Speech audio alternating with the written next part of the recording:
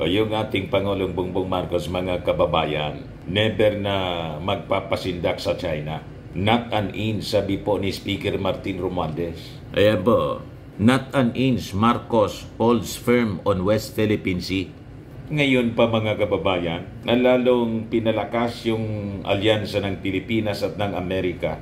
Binantaan mga kababayan ng Amerika, bagong US Secretary of State na si Marco Rubio yung China. Sabi ni Rubio, stop messing around with the Philippines. Tigilan na ninyo yung mga ginagawa ninyong kalukuhan dyan sa West Philippine Sea. Kaya sabi po ni Speaker Martin, not an inch. Yan po. Yan si Martin Romualdez. Sabi po ni Speaker, President Ferdinand Marcos Jr. has been very, very firm on his policy that we should not give an inch of any Philippine territory, said Romualdez during the stakeholders dialogue entitled Navigating Asia's Hotspots at the World Economic Forum 2025 in Davos, Switzerland. Si Martin na po yung pinapadala ng ating Pangulong Bongbong Marcos. Talagang sabi nga natin, dati ang pinapadala rito hindi man yung speaker, kung hindi mismo yung Pangulo ng bansa. World Economic Forum po siya. Tapos, kung hindi yung yung presidente mismo, ang pupunta po yung mga economic managers, finance secretary, tapos yung mga tycoons dito sa ating bansa. Kasi negosyo po para madalian pag may mga gustong mag-invest. Kasi karamihan na pumupunta doon yung mga CEO ng mga giant companies sa buong mundo. So madali na lang mga kababayan. Tulad ng mga pagbabiyahe ng ating Pangulo sa ibang bansa, laging kasama niya yung mga tycoons ng Pilipinas. Kasi minamarket po ng ating Pangulo yung ating bansa para makakuha tayo ng maraming direct investments at nagkabunga na nga po mga kababayan. Tuloy-tuloy ang pag-angat ng ating economy. We are next to Vietnam mga kababayan sa pag-angat ng ating economy. Talo pa nga natin yung China. You see, yun ang latest report na pinalabas ng NEDA. O ngayon, si Martin Romualdez, siya na ang pinapadala ng ating Pangulong Bongbong Marcos. Malinaw po ang mga sinyales. Di ba? Tinitraining ng ating Pangulo as his successor. Reading ko man lang po. Wala pang official statement kasi matagal pa naman po ang 2028. Alanganin, hindi po tutulad kay Sara Duterte yung ating Pangulo at saka si Martin Romualdez na as early as last year nag-announce na masyadong napaaga. Palibasa, wala man pong ginagawa. Kaya busy na po sa politika, wala pa yung ginagawa. Walang ginagawa, wala man nagawa, pero gustong magpresidente. O di wow. Yan kung hindi po ma-impeach or kalagkari ng Interpol. Sa kaso mga kababayan sa ICC. Alam na ninyo kung ano yung kaso sa ICC? Sabi ng Executive Secretary, si Lucas Bersamin, inaffirm niya at ipinaliwanag pa yung naging statement ni Secretary Rimulya ng DOJ na makikipag-cooperate na tayo sa Interpol.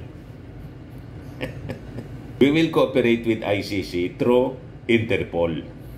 Yun ang malinaw na naging pahayag ng Palasyo Malacanang through Executive Secretary Lucas Bersamin. Now, going back dito sa ating topic, sa China mga kababayan. Sabi rito sa balita, having that been said, we celebrate of course our rules-based global order and with UNCLOS and the 2016 Arbitral Award recognizing the sovereignty of the Philippines. We stand steadfast with the President's policy in enforcing that.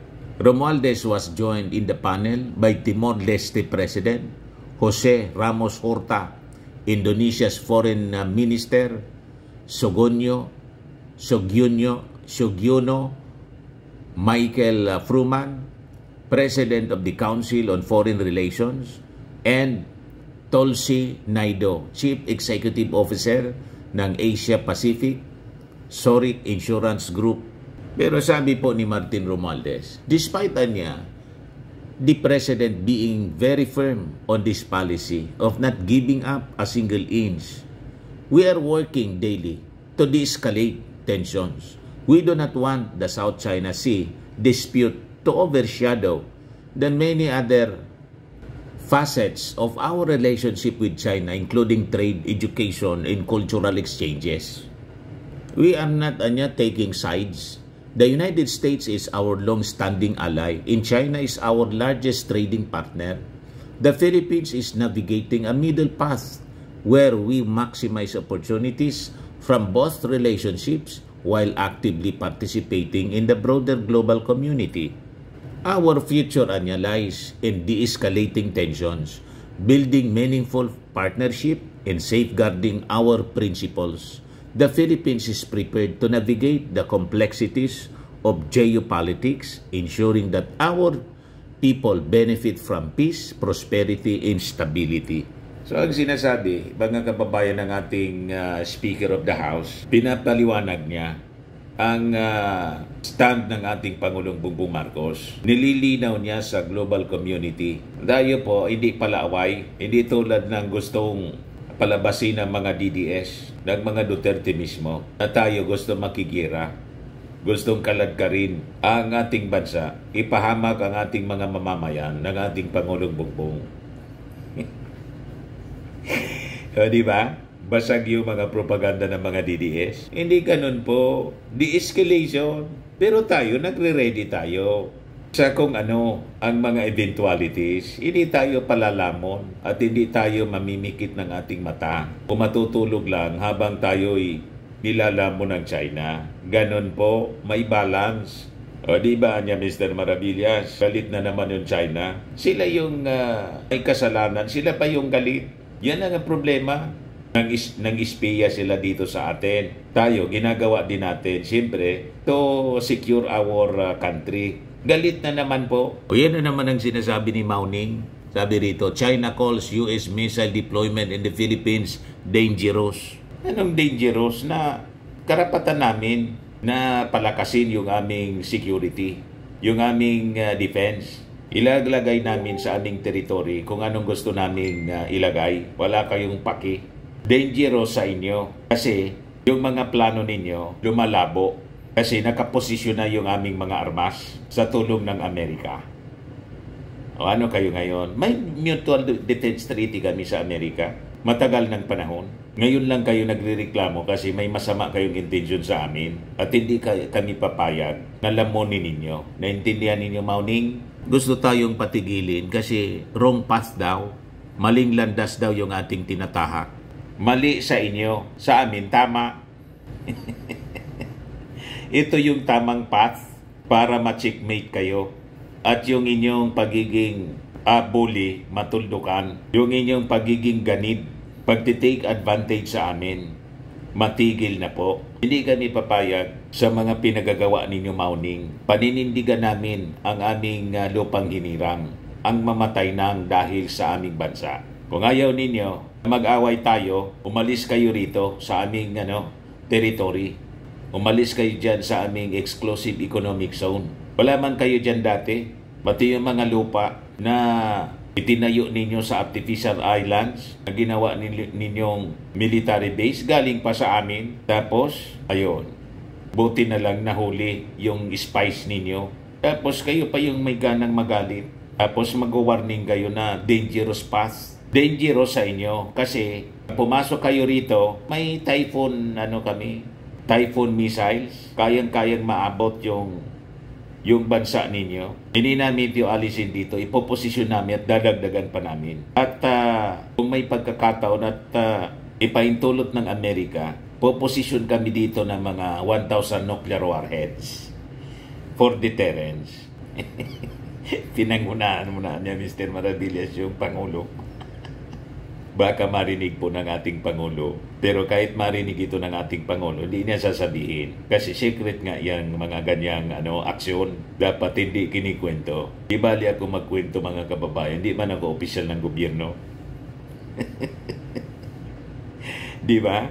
Yan sabi ni Mao Ning, China on Thursday called the United States deployment of Typhoon missile launchers to new location in the Philippines a move that could provoke geopolitical confrontation in arms race. Magkakaroon ng confrontation po kung papasok kayo. Arms race, karapatan ninyo na mag-develop ng inyong mga armas. Yung pag-modernize ninyo ng armas ninyo, pagdagdag ninyo ng mga bomba, mga aeroplano, mga barko, hindi man kami nakialam dyan.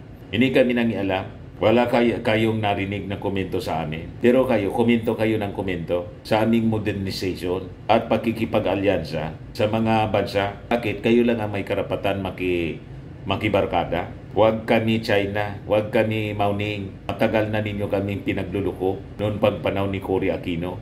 Panahon pa nga ng tatay ng ating Pangulong Bongbong, in-infiltrate ninyo. Kayo nagbigay ng armas sa mga rebelde dito sa amin. Grabe yung mga pinagagawa ninyo.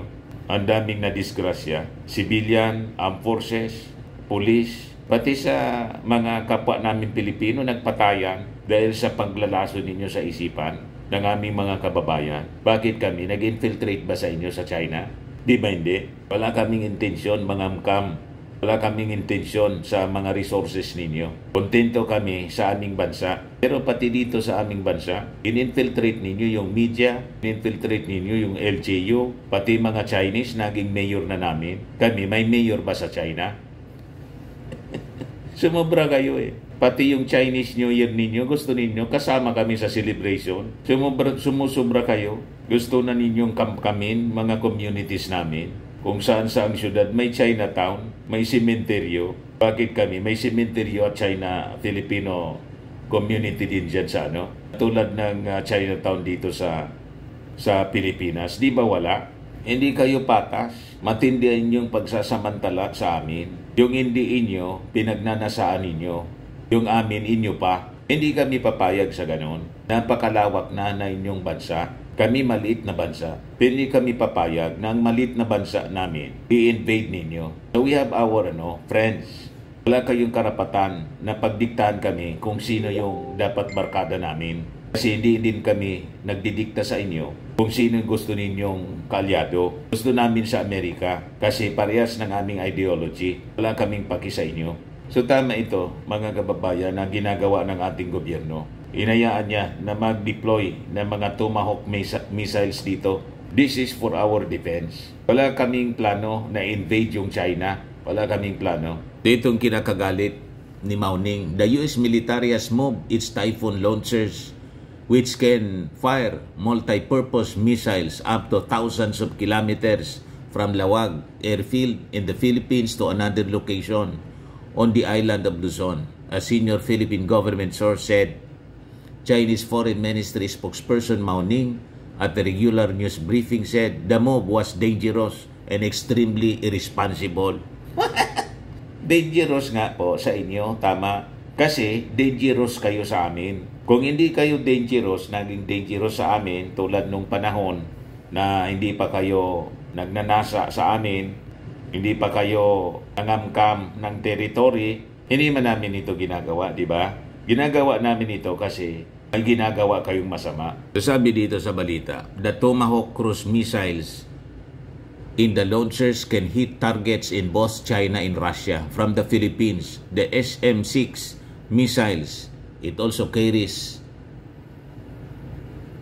can strike air or sea targets more than 200 kilometers or 165 miles away. Hindi po kami padidikta sa inyo. May karapatan kami na i-secure ang aming territory to modernize our defense, strengthen our defense. Kaya kayo nagagalit kasi yung plano ninyo magiging mahirap na kasi ready kami to defend. Inulit po ng Amerika yung ironclad commitments to the Philippines under our Mutual Defense Treaty. Sabi po ni State Department spokesperson Tammy Bruce, quoting Secretary of State Marco Rubio sa pakikipag-usap po kay Foreign Secretary Manalo. Sa mga naghanap ng malinis and spacious fitness gym, pumunta lang po kayo sa aming Colossal Fitness Gym. We also offer Grab Car Rental with our brand new 2023 model ng Toyota Innova. We also accept booking for those who are planning to travel via PAL, Cebu Pacific, and other airline companies, local and international, and bills payment for Meralco Bills, PLDT, Aleco Bills, etc. Ang Colossal Fitness Gym is located at 3rd floor Security Bank Building, Landco Business Park, Legazpi City, Albay. For inquiries, look for Chilon Maravillas. Contact number 0966-802-0949. Yan yung aming Innova. Lagi na pong matao sa amin. Pati mga foreigners po, tingnan ninyo. Mga British tourists sila. Ang lalaki ng katawan na, mga kababayan, nag-gym sa amin. Ito naman po, Indian National. Ito mga mga European sila. Ito naman yung bago naming product na binibenta online, Eye Glow Serum. Whitening po siya galing sa South Korea. Tingnan ninyo yung epekto sa aking anak na architect entrepreneur, Riz Maravillas. For inquiries, look for Riz Maravillas on FB. Ito naman po, Firmax Firming and Lifting Cream. Pinapahid po ito sa mga pulses and affected area. Mainam po ito sa mga pains at paninigas na mga kaso-kasuan. Ito po, Automax Radiant Serum. Sa mukha naman yung application. Anti-aging po siya. You will look 10 years younger than your age. Sa mga cancer patients naman po, baka lang gusto ninyo itong itry. Nengxia Red Mixed Fruit Drink. Hindi man po siya gamot, food supplement siya. Kaya lang, gawa siya mga kababayan sa goji berry. Yung goji berry may anti-cancer properties. Yung mga inquiries ninyo, dumiretso na lang kayo sa aming messenger sa Facebook para masagot namin agad. Ayos po. Ako po si Dante Maravillas. Bye-bye. God bless.